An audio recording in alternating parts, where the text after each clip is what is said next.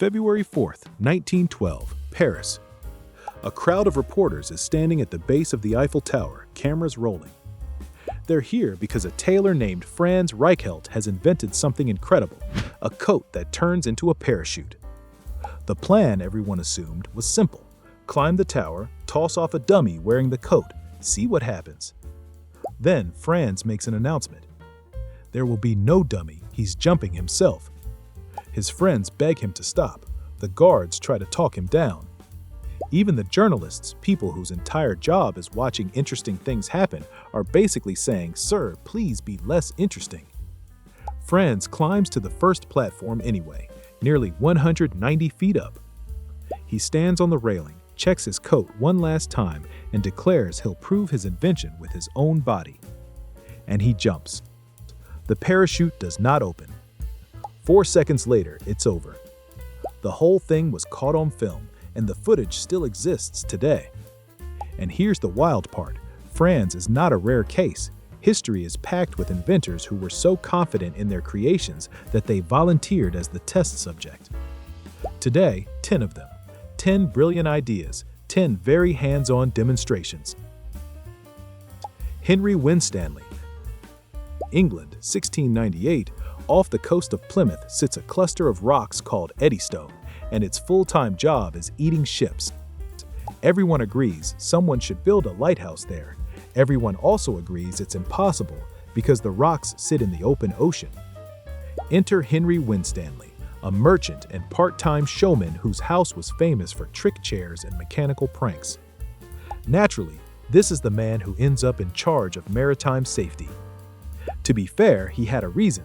Eddystone had eaten 2 of his own ships, and he took it personally. So he built it, the first open-ocean lighthouse in the world. And it works. For 5 years, not a single ship is lost on those rocks. Winstanley gets so proud that he starts telling everyone his greatest wish, to be inside his lighthouse during the greatest storm that ever blew, just to watch it hold.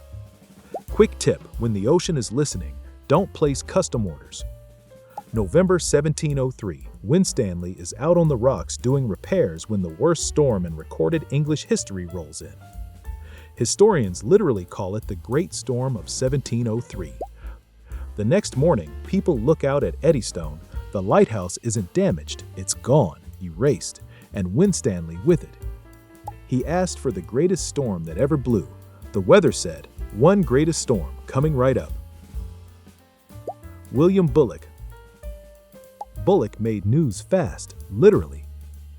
His rotary printing press fed itself from giant rolls of paper and churned out thousands of sheets an hour.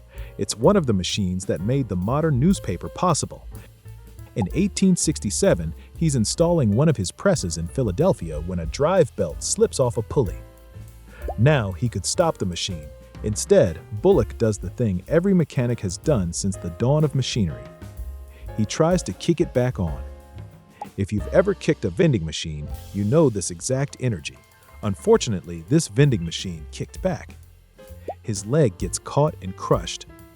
The wound turns gangrenous, and days later, he dies during the operation meant to save him. The man who built the fastest news machine in history ended up as the headline. Horace Hunley.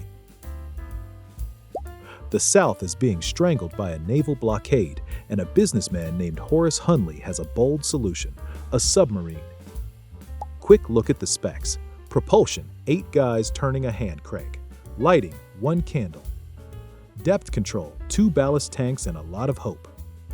During training, the sub sinks and kills 5 crewmen. They fish it back out of the harbor. At this point, recruitment is understandably difficult. So Horace makes a decision you can probably see coming by now. He'll command the next test dive himself to prove his baby is safe. October 15th, 1863, the sub dives nose first into the seabed and never comes back up. All 8 men are lost, including Horace Hunley. But the story isn't over. The Confederates raise the sub again, name it the H.L. Hunley, after one of the men it had already taken, and assign a 3rd crew. In 1864, it becomes the first submarine in history to sink an enemy warship. Then it vanishes into the ocean that same night, taking its crew with it. 1 submarine, 3 crews, 0 survivors. Valerian Abakovsky, Soviet Russia, 1921. A 25-year-old inventor named Valerian Abakovsky has an idea that sounds like a kid drew it on the back of a homework sheet. Take a train car, bolt an airplane engine to it, add a giant propeller, and let it rip down the tracks. The Soviet government looked at this drawing and said, "Fund it." He called it the Aero Wagon, high-speed rail, decades ahead of schedule, at a fraction of the price. And here's the thing, it worked. On the test run from Moscow to Tula, the Aero Wagon hit around 85 miles an hour with a full load of Soviet officials aboard. Total success, handshakes all around. Then came the return trip. At full speed, the Aero Wagon jumped the rails. 6 people were killed, including Abakovsky. He was 25. His invention worked perfectly, exactly once, and only one way. Max Valier was building rockets before rockets were really a thing. In the 1920s, this Austrian pioneer strapped rocket engines to cars and hit record speeds, and openly dreamed of riding his engines to space. There was just one flaw in his testing method. He liked to sit right next to the engine while it was firing. And if you know one thing about early rocket engines, it's that they had a single hobby, and that hobby was exploding. May 17, 1930, Berlin. Valier is bench testing a new alcohol-fueled engine when it detonates.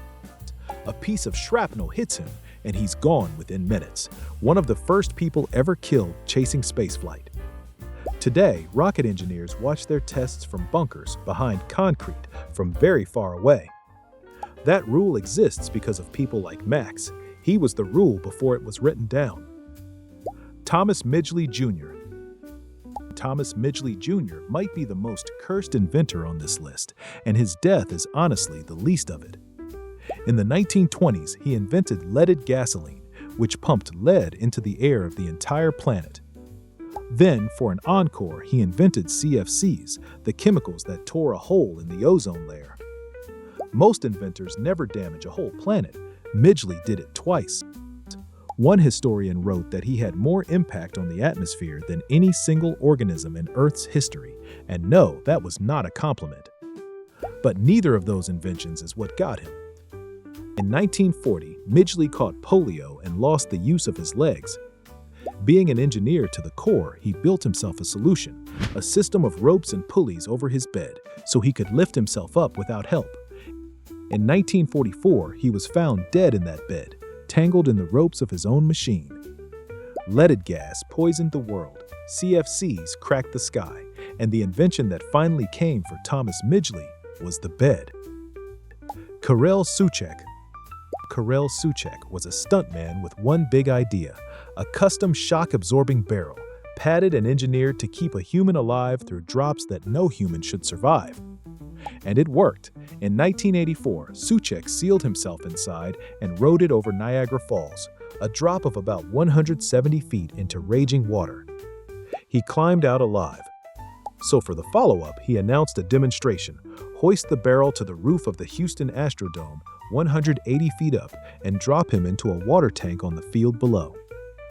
Evel Knievel, a man whose entire career was professionally crashing motorcycles, personally told him it was too dangerous. Let that sink in. When Evel Knievel calls your stunt too risky, that's not advice, that's a prophecy. Soucek went ahead anyway. The barrel dropped, drifted off course, and instead of the center of the tank, it hit the rim. The barrel had beaten Niagara Falls. It never got the chance to do its job in Houston because it missed the water. Robert Cocking. Quick flashback. Remember Franz Reichelt in his parachute coat? Here's the uncomfortable part. He wasn't even the first. 75 years earlier, in 1837, a 61-year-old English artist named Robert Cocking became convinced that everyone was building parachutes upside down. His design, an inverted cone. Science said maybe. Cocking said definitely. He went up under a hot air balloon, 5,000 feet over London. Then he cut himself loose. The cone collapsed almost instantly. Robert Cocking became the first person in history to die in a parachute accident, Under a parachute he designed himself. 75 years apart, Cocking and Reichelt taught the world the same rule. Test the parachute with something that is not you. It didn't stick either time. Stockton Rush. This last one you probably watched on the news. Stockton Rush was the CEO of OceanGate, and he designed a submersible called the Titan, built to carry paying passengers down to the wreck of the Titanic, almost 2.5 miles below the surface. The Titan's hull was carbon fiber, a material deep-sea engineers warned was unproven for repeated dives at that depth.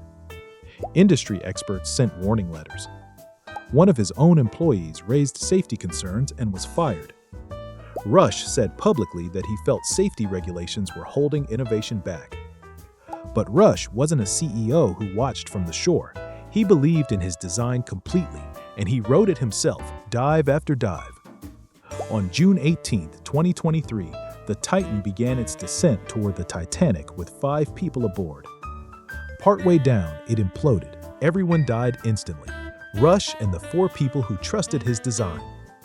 2 years later, the Coast Guard's official investigation reached a simple conclusion. It was preventable. So that's 10 inventors who ran into the same discovery. The prototype phase exists for a reason, because when you test your own invention, you only find out you were wrong once. Hit subscribe. Unlike everything else in this video, that button has been thoroughly safety tested. And if there's an inventor I missed, drop their name in the comments.